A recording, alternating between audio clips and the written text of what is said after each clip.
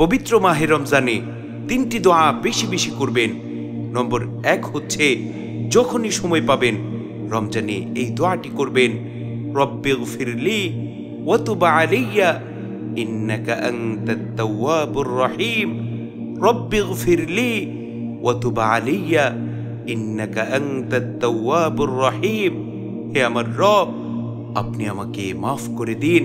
মালিক রে, আপনি আমার তওবাকে কবুল করে নিন, কেননা আপনি তো নিশ্চয়ই তওবা কবুলকারী এবং অসীম দয়ালু।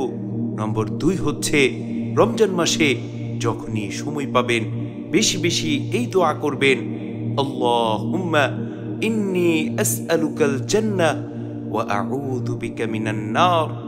আল্লাহুম্মা ইন্নী আসআলুকাল জান্নাহ ওয়া আউযু বিকা মিনান নার। হে আল্লাহ, আমি আপনার কাছে জান্নাত আশা করছি, আপনার কাছে জান্নাত চাই এবং কঠিন জাহান্নাম থেকে, জাহান্নামের ভয়ঙ্কর আযাব থেকে আপনার কাছে আশ্রয় প্রার্থনা করছি।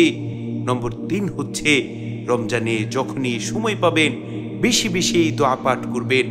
বিশেষ করে রমজানের শেষ দশকে এই দোয়াটি অবশ্যই বেশি বেশি পাঠ করবেন, আল্লাহুম্মা ইন্নাকা আফুউন কারীম তুহিব্বুল আফওয়া ফা'ফু আন্নী। আল্লাহুম্মা ইন্নাকা আফুউন কারীম তুহিব্বুল আফওয়া ফা'ফু আন্নী। হে আল্লাহ, আপনি তো ক্ষমাশীল, আপনি মহা সম্মানিত, আপনি তো ক্ষমা করতে পছন্দ করেন, সুতরাং আপনি আমাকে ক্ষমা করে দিন। কি চমৎকার দোয়া!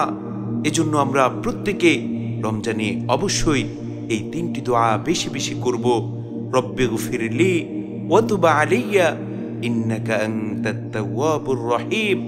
আল্লাহুম্মা ইন্নী আসআলুকাল জান্নাহ ওয়া আউযু বিকা মিনান নার।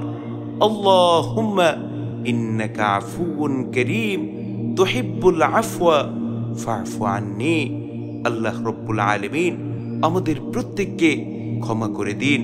মহান মালিক আমাদের প্রত্যেককে জাহান্নাম থেকে মুক্তি দিয়ে জান্নাত নসিব করুন। আমিন।